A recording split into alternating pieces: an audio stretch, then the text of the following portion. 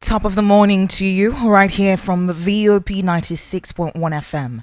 Guess here is my name, and today is Monday, the 20th of May 2024. Good morning to you, and welcome on board another day's broadcast. This is Voice of the People 96.1 FM. It's a front page review, and of course, we'll be checking out different headlines cutting across different newspaper companies here in Nigeria and abroad as well, because we're checking out world news as well. Really, really interesting what's happening in the country at the moment. The weekend was rife with a lot of activities. A lot. There was the Tyson and Alexander Usyk's fight, which Alexander Usyk won. Then there was also the EPL. It was an EPL Sunday yesterday filled with a lot of activities. And of course, my people, the Blues.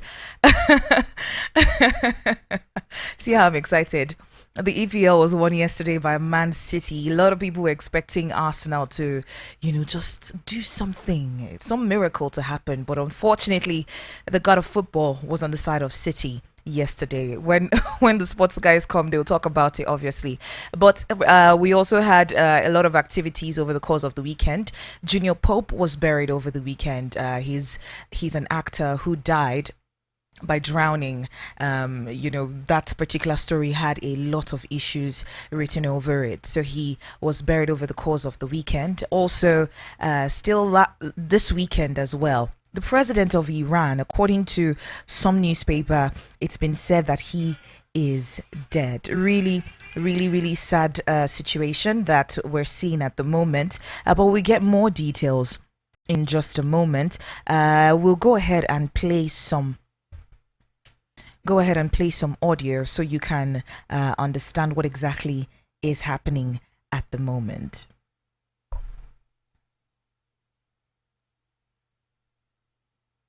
All right, first on our list this morning is the president's economic team looking more like tax collectors than economists. This statement was made by Professor Usman Yusuf, and this was in line with the economic policies that this particular administration is trying to take. So Tinubu's economic team look more like tax collectors than economists.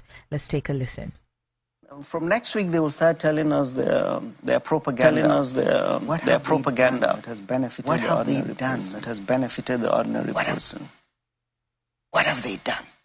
In a span of 1 year, they have made millions more people back into multidimensional poverty.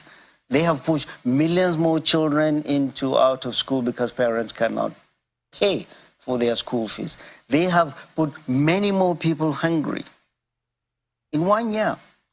So what have you done? What have you done? I want government to tell us. Don't give me the story about, they're just floating the dollar. It's all another deception.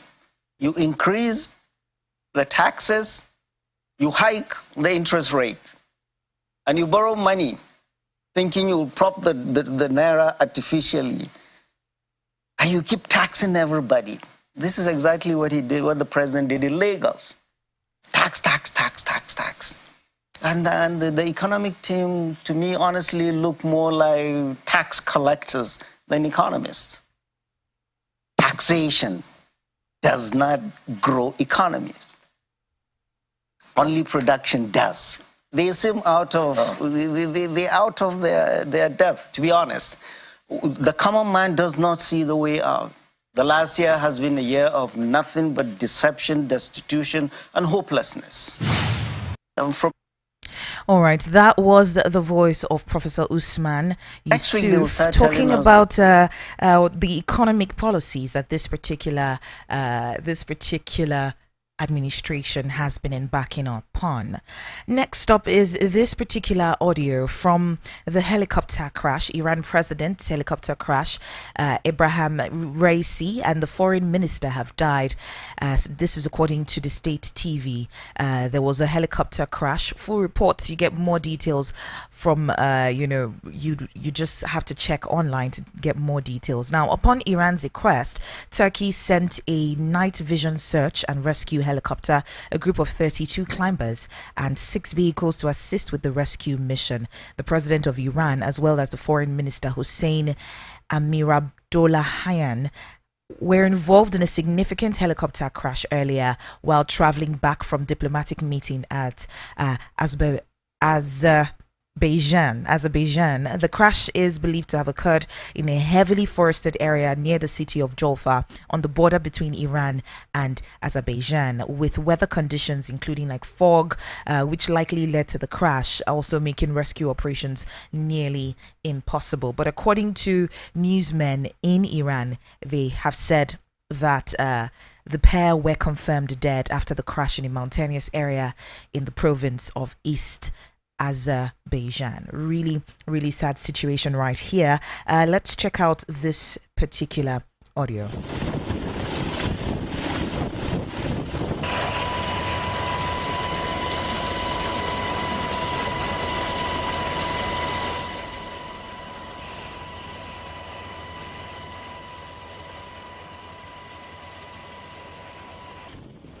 This is the night vision search and rescue helicopter with a group of climbers trying as much as they could to rescue the president and the minister as well. Really, really sad situation. Our hearts and prayers are with Iran at this point. Well, another thing played out over the course of the weekend. There was a fight allegedly in Banex with some people. We don't know more details of this, but we'll bring more details as they unfold. But there was a fight in Banex area over the course of the weekend where people in Banex were beating up some two soldiers in that particular area. Really, really sad one. Someone was caught saying in the video, they know they beat soldier. They know they beat soldier. We don't know how the situation unfolded, but this is pretty much what happened.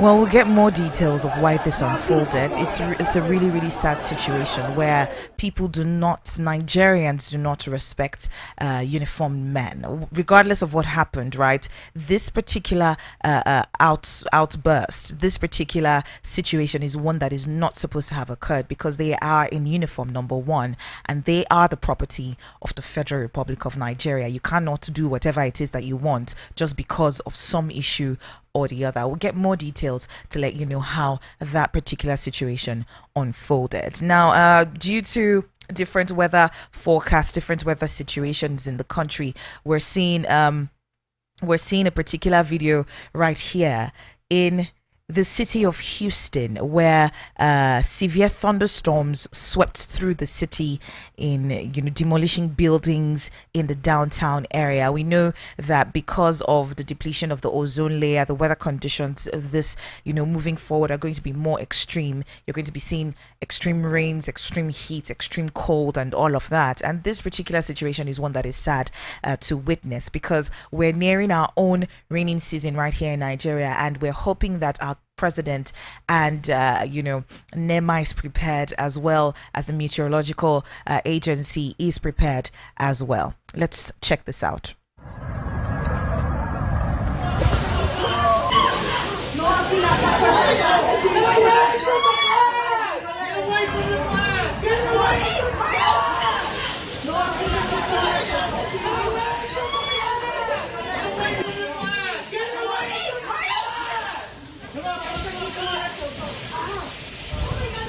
Tornado went through downtown Houston and blew out the devastation, the debris after the rain is just ridiculous. A tornado went through downtown Houston and blew out all those windows, all the brown spots that you see.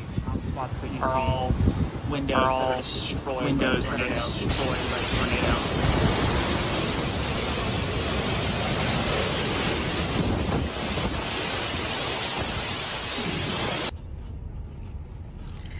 Really, really, really sad situation that we're in at this point, and we're hoping that our president and everyone who's responsible, especially for situations like this, have done the needful to ensure that Nigerians and our lives and properties are protected as well.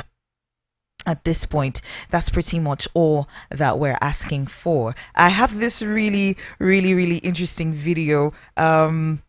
It was Cristiano Ronaldo telling Frank Warren that Arsenal won't win the Premier League at Tyson Fury and Alexander Usyk's fight over the course of the weekend. So let's listen to that.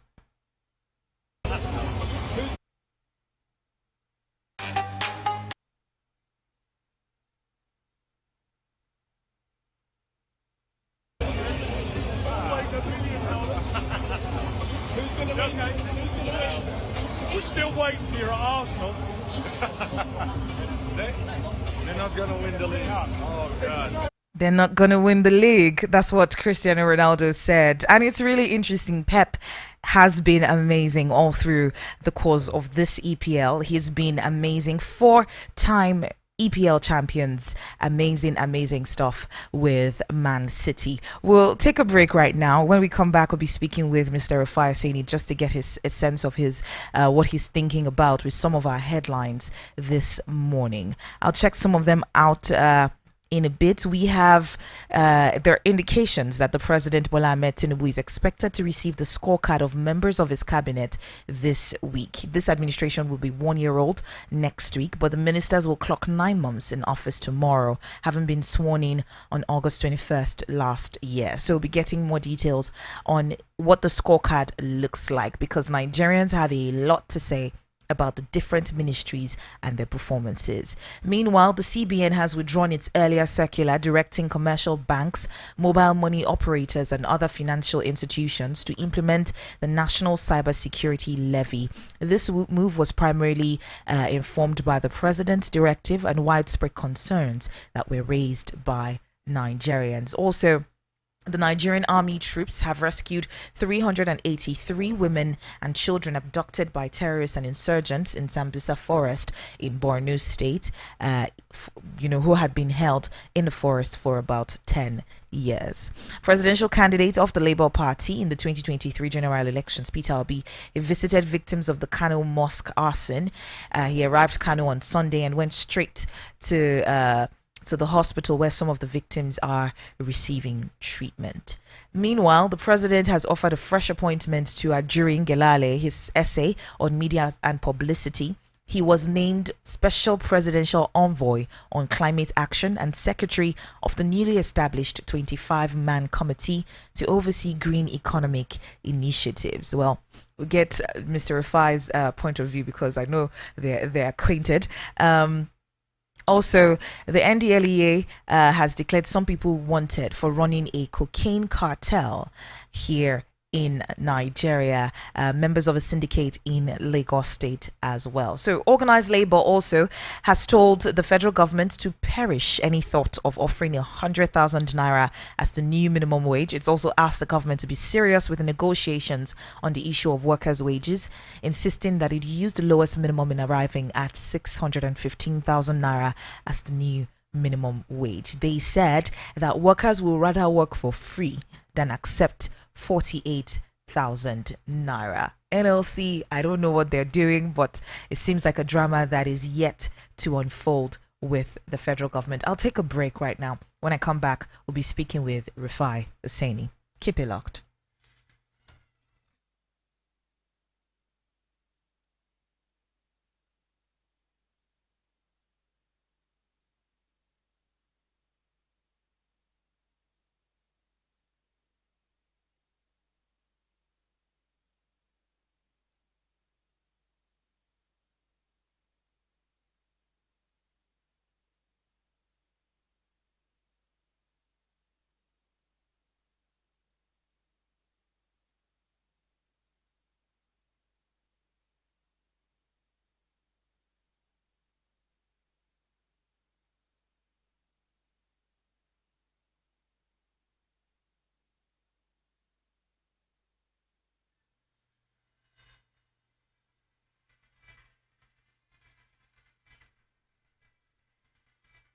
You're welcome back. This is still the front page review on Voice of the People 96.1 FM. By the way, we're live on YouTube at Voice of the People Abuja. If you're not tuned in at the moment, then you're missing out. Join us live on YouTube, Voice of the People Abuja. And also, for some of the audio that I played over the course of the show this morning, you can check it out right here. The videos, you see them on our live at Voice of the People Abuja. Join us live, Voice of the People Abuja on YouTube. You can also check us out just in case you're not in a vehicle and you want to get us on your phones. Well, we are on Radio Garden and every other online platform as well. So check us out, Voice of the People Abuja.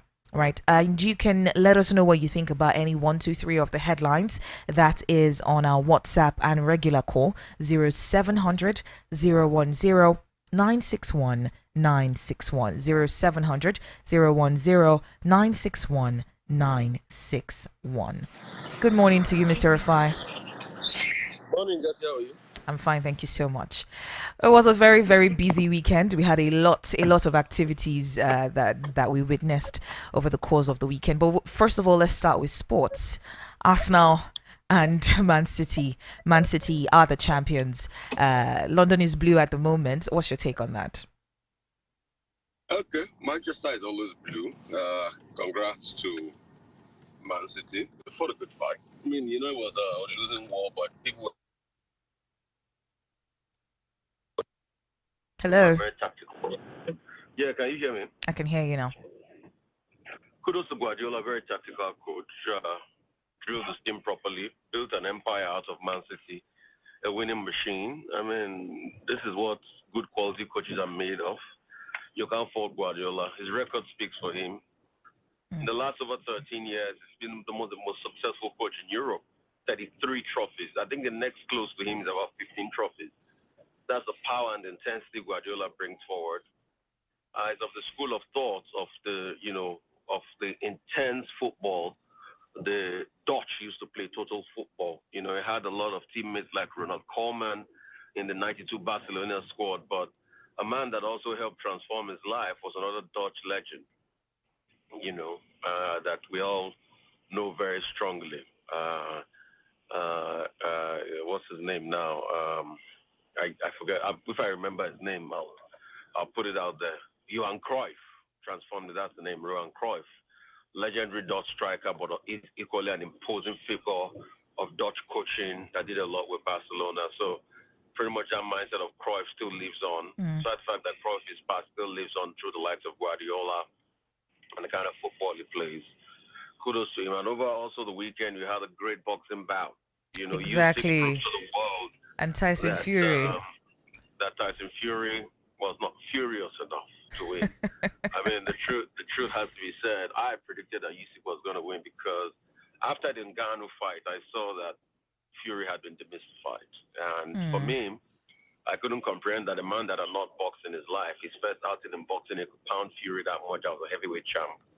After the Ngannou fight, I don't think Fury had the stuff of heavyweight champs any longer. He tried to dominate the first couple of rounds, 3, 4, 5 rounds, but afterwards, Fury came back. It was Fury. Usyk came back into the fight, and Usyk gave him out. In fact, the fight should be a knockout, but I don't know. The coach, the referee had to intervene at some point. When he was pounding the punch, I think about the 9th or 10th round, was a lot of flurry of punches, furious punches on the face of Fury, pugnacious.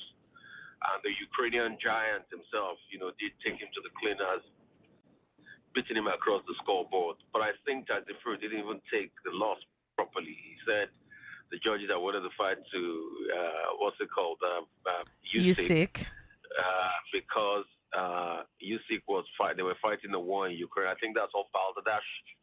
I think Usyk was so good that he made Tyson Fury sick. Anyway, that's why they call him Usyk. So kudos to Usyk. He's the undisputed heavyweight champion. All right. You can't take that away. But coming up to local stories, a couple of things. I hear President Tinubu is just saying that they will be looking at the performance review of ministers exactly after 1 year.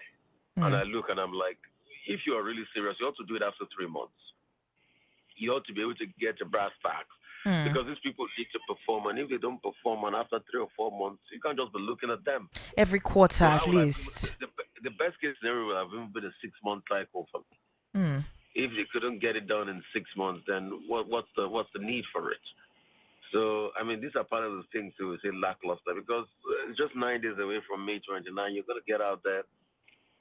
I mean, you're going to want to tell the people you did X, Y, Z, and all of that. But the question we should also ask you is why have you left many things yet undone? Why did you take decisions that are going to hamper us and make Buhari look like a superstar? Because now, with the decisions you've taken, you made Buhari look like a superstar. Mm. I mean, Buhari, you might call him whatever name you want to call him, but still calculative enough to understand that there are going to be inflationary pressures if you remove subsidy like that. And we can see what has happened now. Last year to now, inflation was 20. April last year, inflation was 22.22%. Today, it's 33.6%. That's over 11% growth of inflation. And that's because of the two things. You float a currency that didn't have fundamentals. You didn't even have the fundamentals to defend it when you floated it. Mm. You left it to hoops and caprices of speculators. The next thing you think is by going to raid the speculators in Abuja and the dollar sellers that are going to stop the problem. No, that's not them. If you don't have the fundamentals, there's a law of demand and supply. Because either way, because you can't meet all the dollar demand, these people will go elsewhere to be able to get all that dollar demand. So in a highly dollarized economy, and you don't earn enough dollars, there are no fundamentals. It becomes problematic. So then the next thing you pull out the fuel subsidy that you are trying to stabilize the price, but the price are haywire now. But the full subsidy that we are still hearing that you are still paying. So yeah, we're still paying subsidy because I've now come to the reality. Over the weekend, I went to inspect some charitable projects, that I was doing because I do most of my charity over the weekend, and I had to travel out of town. I bought fuel 780. 780 naira. That's my new reality.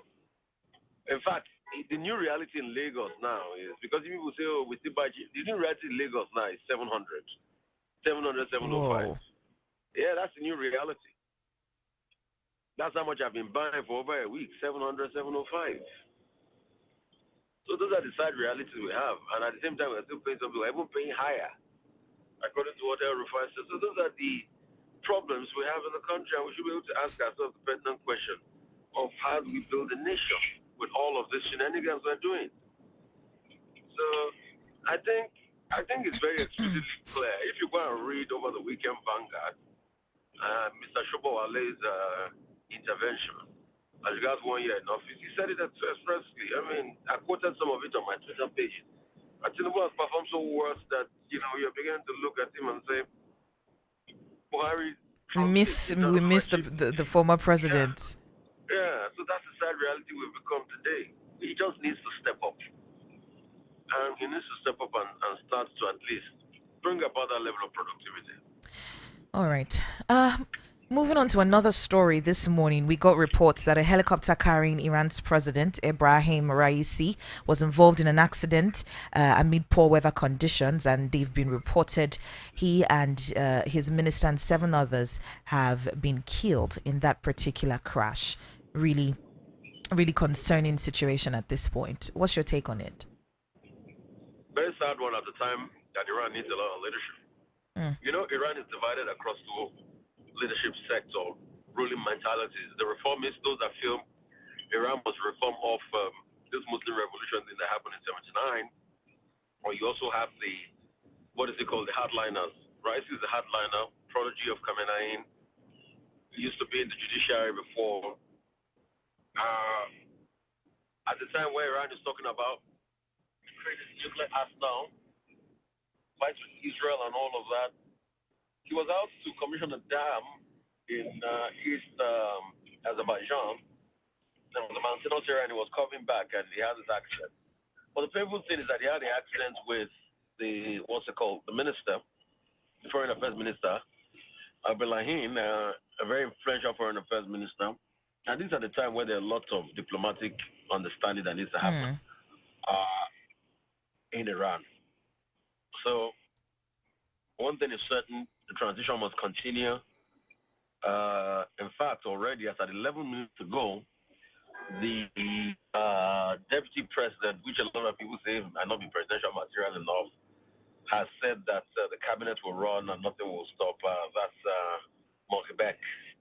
Said the cabinet will run. In fact, they had called the cabinet meeting. They issued a statement. It was released on press TV, radio, and television. I think normally what will happen is based on the Iranian uh, convention, there's going to be 50 days timeline for another presidential election, but it's not going to be a tussle because if you know the reformists were deeply cut out of the last election. It was just really elected, about I think 41%. And you know, there's been a lot of protests in Iran as regards the reform that some protesters were killed. So he just got a mandate recently, and he's passing. So probably the Ayatollah will try to cover his ranks and ensure another hardliner gets in there. The current vice president to a hardliner of that school of thought of the Ayatollah, formerly used to be in charge of the investment fund of the country led by Ayatollah. But some people say he's not presidential enough and all of that. So let's see how it pans out. Maybe he's going to be an important candidate in forthcoming elections or whatever is going to happen to the fate of Iranians. Let's see. But definitely the political situation is up in the air. And let's see how it pans out. Let's see who the Ayatollah will probably trust. And let's see, you know, who some of the candidates will be. Probably some old horses, or let's see what applies. All right. In the Iranian political terrain as we speak, but it's a sad one for Iran. All right, because we know that there's still the war with Israel at this point. Just wondering what that would play out into. But we'll be watching to see how everything unfolds. No, but truth has to be said, I don't think anything will be really hampered because most of the grand leadership comes from the Ayatollah. That was pretty much the structure since the Iranian Revolution of '79. Ali Khamenei, I think after taking over from Khomeini, definitely Khamenei will try to still stabilize things. It's still pretty much the say-sos of the Ayatollah, the Grand Ayatollah, that pretty much will be the order for foreign policy and all of that for Iran. So, all right. Yeah. Okay, real quick before we let you go, the president has offered a fresh appointment to Ajurin Gelale, his essay on media and publicity. He was named the special presidential envoy on climate action and secretary of the newly established 25-man committee to oversee green economic initiatives and all of that. These new appointments that the president is making, just how important is it to the growth of the country? It is. Climate change is a big issue. I mean, I think for sake of convenience, it's good as the president on climate change, Presidential Steering Committee Ajuriti is there, so he can pretty much track progress and things like that. He will still do that because when that story released, a lot of people were saying probably as Ajuriti relieved of his position. No, he will still do that with his position. All right. Organized labor has told the federal government to perish any thought of offering 100,000 naira as the minimum wage. They've also told the federal government that they shouldn't even, that workers would rather work for free than accept the 48,000 naira minimum wage proposal. In all fairness, I think the 48,000 is falling. But you know, the thing about negotiation is a dance. Then definitely we have to go back to the table and start this negotiation all over again. Obviously, they cannot pass the law without the input of labor, and they say so. That is a level of agreement. So, all right, we'll watch how that plays out. Thank you so much, Mr. Rufai, for your time, and have yourself a wonderful week. Yeah, bless you. All right, to you listening, you have the opportunity to call and let me know what you think about any of our headlines this morning. We've talked a lot. We've gone across sports, we've gone across entertainment, as well as the international scene as well. So go ahead and let me know what you think about any of our headlines on WhatsApp, 0700 010 961 961. 0700 010 961 961. That's the number to call or send a WhatsApp message to be a part of the show this morning. I'll pay some bills. I'll be back in a moment. Don't go anywhere.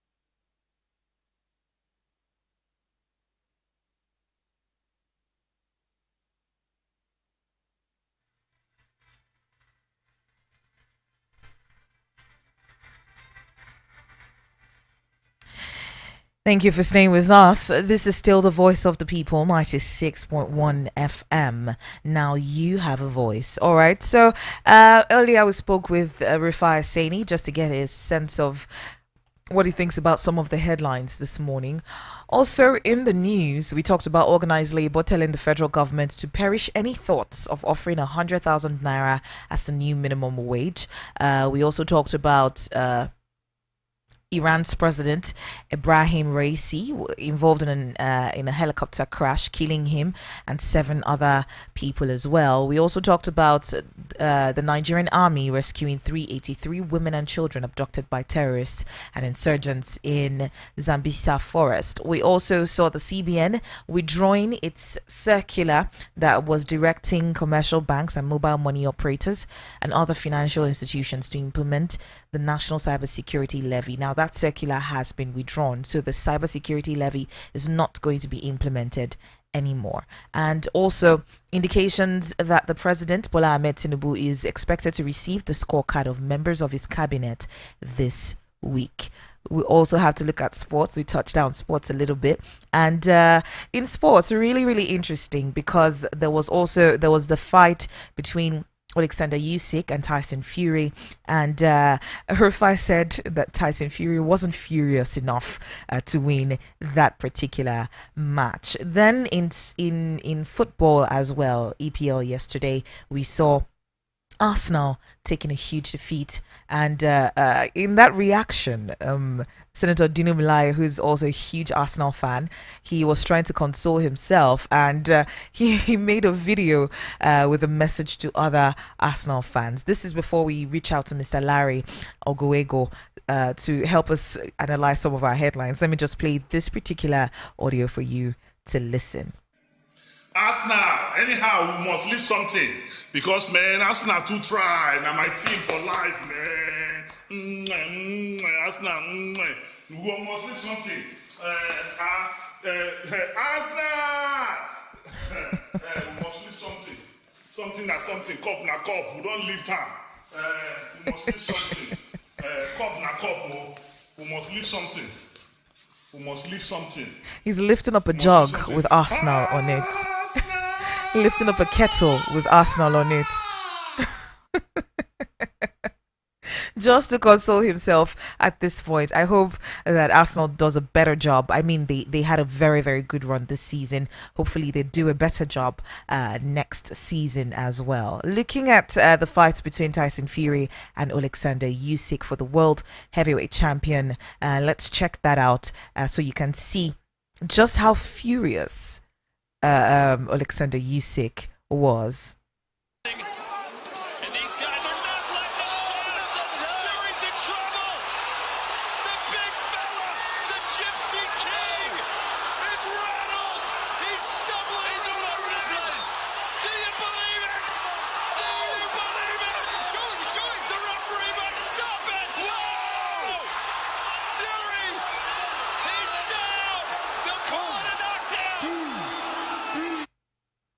All right, so we saw the referee, just interrupting that in a bit, but we could see that Tyson Fury was staggering. If not that he's a giant, I'm sure that he would have fallen. If he was somebody else that was close to the ground, he definitely would have fallen. But hey, let's reach out to Mr. Larry just to get a sense of what he thinks about some of these headlines this morning.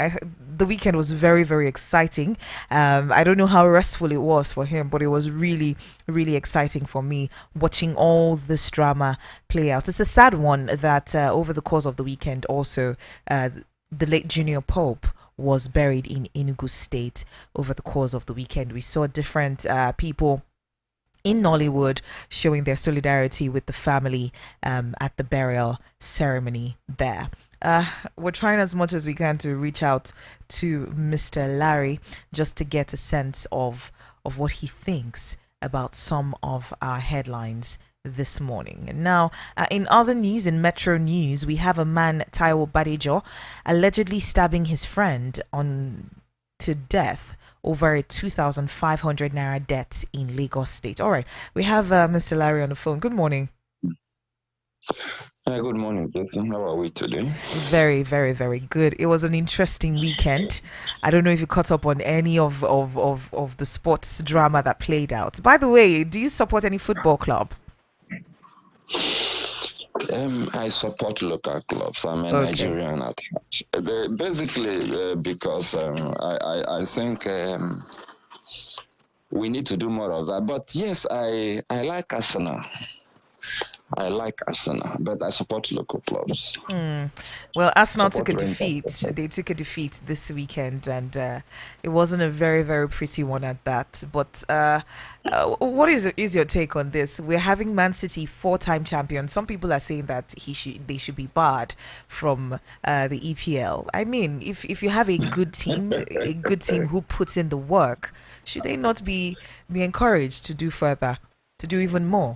Well, they say that nothing succeeds like success, but the truth is that yes, they have a right to win. It's just how life is wired. I actually was hoping that Arsenal will win. I mean, it's been a long time coming, and it would have been a wonderful gift to Arsenal fans. And truth is, I like the club.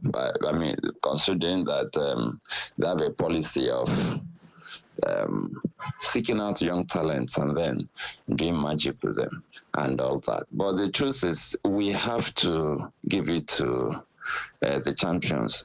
I don't think there's anything wrong with winning four times.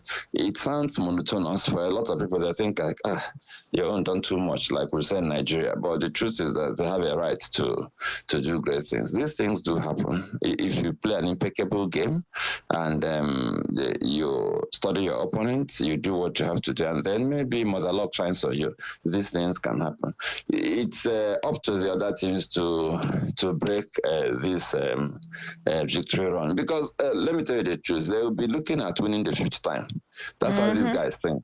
They are not, I mean, and let me just also remind us that the more they win, the more confident they become, and the more disillusioned the other teams become, or the more challenged, depending on how they see it. So I think it's up to the other teams to break the winning run. But it's sad for me. I was hoping that Arsenal. Well, I mean, these guys have had their fair share. So I was hoping that Arsenal will lift the cup. But then, like our comedian politician said, yes, they can anything. I mean, They can lift any they still cup. have opportunities to lift something. If it's a teacup, fine, whatever. All right. Moving on here to Nigeria, we're seeing the president. There are indications that the president is set to receive the scorecard for his cabinet sometime this week. It's.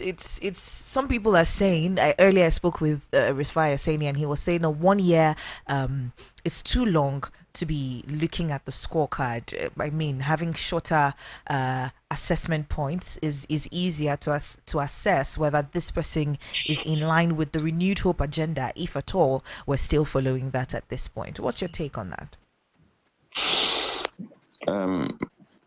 I know that Mr. President went to school. At least he went to primary school and secondary school. I know that the ministers also went to school. When you go to school, they do first term exam, second term exam, and then we have what we call promotion exam. You cannot wait for the entire year and just sit for promotion exam. That's not how school is run. So if they want to first term exam, second term exam, and then promotion exam, or even first quarter exam, second quarter exam, third quarter exam, and promotion exam. It's very difficult to do an assessment for one whole year. It's an extremely difficult exercise because some things would have paled into oblivion. So I think it's important that we also understand the purpose of assessment. Sometimes assessments are not primarily for the purpose of promotion or for removal. It's also an opportunity to review your performance and do better. So constant assessment helps us do better, even as individuals. So at that level, the assessment would help the ministers and other appointees do better. So if you allow them to flounder and do what they like for 1 year, you are stealing the opportunity to look at the mirror and see how they are doing so that they will do better. So I don't think One full year. it's good to say you are waiting for 1 year. I think they're doing this basically because you have 1 year in office coming and they want to say, okay, we've done the assessment finally. Because they promised us regular assessments. I was expecting that these standard assessments are done every quarter, every 3 months, so that you have things to assess, but it won't be too long. I don't think 1 year is a good idea. So moving forward, I expect Mr. President to do a quarterly report card. If he doesn't want to make it public, fine. But at least for the purpose of the ministers reviewing their own activities and doing better, that makes a lot of sense. If you ask me, in-house, they should do a monthly review that will enable them, be on their toes. It helps. It helps in some industries. These things are rigorous. It helps you improve. You see your mistakes, so you don't make the same mistake next month. If you don't review, you may make the same mistake 3 times before you see it. But when you review, you see the mistakes and avoid the pitfalls and banana peels. So I think they should do better. Especially when you have a prefect, you have an examiner. So what's the person doing? The person should get to work. But Mr. President should also put his mind where his mouth is. He should put his authority where his mouth is and facilitate the process, insist that these assessments should be done, and set parameters for the assessment. You can't just say, oh, we're going to do assessment. How? Based on what? I mean, what parameters are you going to use to set? For instance, we can say financial transparency, innovation in implementation of project. There should be a parameter for assessment. It helps the person assessing. If there's no parameter, the person will be confused. So I think Mr. President and his team can do better. All right. Moving on from that particular story, we're seeing troops of the Nigerian army rescuing 383 women and children that were abducted by terrorists in Sambisa Forest. What we don't know is if this 383 was a one-time rescue or cumulatively over the span of how many months or how many years and all of that. But at least we're seeing some improvement in the rescue missions by the Nigerian army. Hopefully, we're seeing a little bit of progress in the security of the country. But I'm not sure just how positive of a news that is to Nigerians at this point. Rescue missions are good, but preventing abductions are better. You see, for the person that is abducted and the family and for all of us, we want them to be rescued. We'll be happy if all of them are rescued. But I think it's better to prevent these things from happening. Now, the military invaded Sambisa. They have been able to rescue 300 and something persons. So what happens? Are they going to pull out from Sambisa again and allow it to become a no man's land? The problem with Nigeria is that there are so many forests that are not policed in any way. There are spaces that anybody can go and occupy and create his own kingdom. That's a very huge problem. We don't put spaces to use. I had the privilege of flying from Joburg to Durban in South Africa, and I chose a window seat because I wanted to see the terrain, the landscape. And I was shocked that for the entire flight of about an hour, like flying from Lagos to maybe Abuja, just approximately that, I didn't see any forest or bush. And I'm not kidding. No forest, no bush, no unused space. Plantations and wineries, farms, beautiful, the kind of things you see on greeting cards of those days. That magical landscape for an entire approximately 600 kilometers. When I came down from that flight, I had to start checking, and I realized that there are no forests. So you can't go and occupy somebody's farm or plantation and say you are doing Boko Haram. There won't be space for that. But in Nigeria, we have a lot of ungoverned spaces. You have spaces that are as big as maybe some tiny states like Lagos, in landmass, being ungoverned. So people can go there and establish their own government, as it were. So are they going to leave Sambisa after this operation and walk away and then allow them to regroup and start bringing other victims to Sambisa. So it's not about these stories. We have rescued 10 persons. We have rescued. So what are we doing when they abduct those 10 persons? Why should we leave spaces, ungoverned spaces all over Nigeria? Every single state in this country has ungoverned space, including our famous Lagos state, that is so small in landmass and is so developed. There are still ungoverned spaces. Every state. The federal capital territory has ungoverned spaces. I mean, we need to get to that time where we have a policy of ensuring that every piece of land in this country has the presence of some form of activity. Yeah, some form of activity. You can't just leave it there. It doesn't make sense. That's a huge problem. And if we don't look at that particular aspect, then I don't see how we are going to make huge progress. We keep rescuing, and then they will collect and will rescue. We need to understand that prevention is better than cure, and prevention is also cheaper than cure. All right. Still in the news this morning, we have organized labor telling the federal government to perish any thoughts of offering 100,000 naira as the new minimum wage. I know what your thought is as regards minimum wage and all of that when it comes to welfare of the workers. But this back and forth between organized labor and the federal government, it doesn't seem that like it would have an end anytime soon, because federal government is offering 48,000 naira and organized labor is saying even that 48,000 naira, we would rather work for free than collect that amount of money. Even 100,000 naira, you should perish that thought as well. So you begin to wonder what exactly is the motivating factor of organized labor at this point. They are looking at cash, how much they can get in cash, and I don't blame them. But I'm also concerned about what will happen if they get the kind of money they're looking for. I was watching one of them on television the other day, and I remember that Rufai asked him, "Will you take 150,000?" He said, "No. Will you take 200?" And I was looking at him. Do you know people who earn 200,000 in Nigeria today are regarded as doing well? I mean, I'm not talking about the inflation, the value of the naira, but people who earn 200,000 are regarded as some kind of moderate big boys.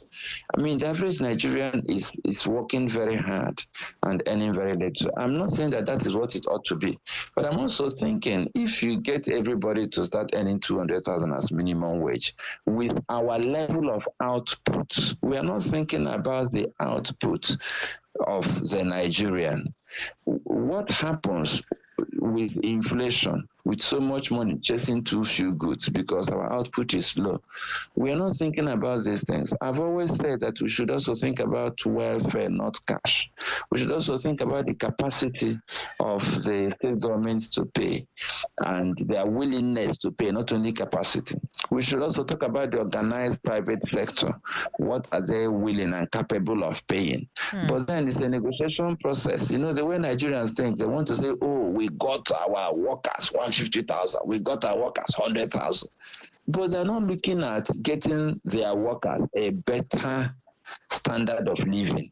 And they're also not looking at getting their workers to become more productive so that we will have a system that will make it difficult, if not impossible, for us to get into these situations where suddenly our money loses value and then we have all of these situations on our hands. I think Labour can do better, with all due respect. You know, we focus too much on politicians, but leadership in Nigeria is a problem across the board, and I'm not kidding. Whether it's government, Labour, our academic institutions, everywhere you look, you see poor leadership being displayed. And when we begin to look at things in a holistic manner, that is, if you're going to look at minimum wage, you look at all of the issues and then even ask yourself, what's the role of labor and workers in making the nation successful, so that we can also legitimately ask for more money and better welfare? We're not asking some of these questions. I think Labour should look beyond just what we are getting. We should also look at what we are giving and then look at the role we are playing to make the nation work. But I'm looking at how they will eventually end this conundrum. The truth is that what Labour may be looking at is not likely to happen in terms of, oh, we want 150,000.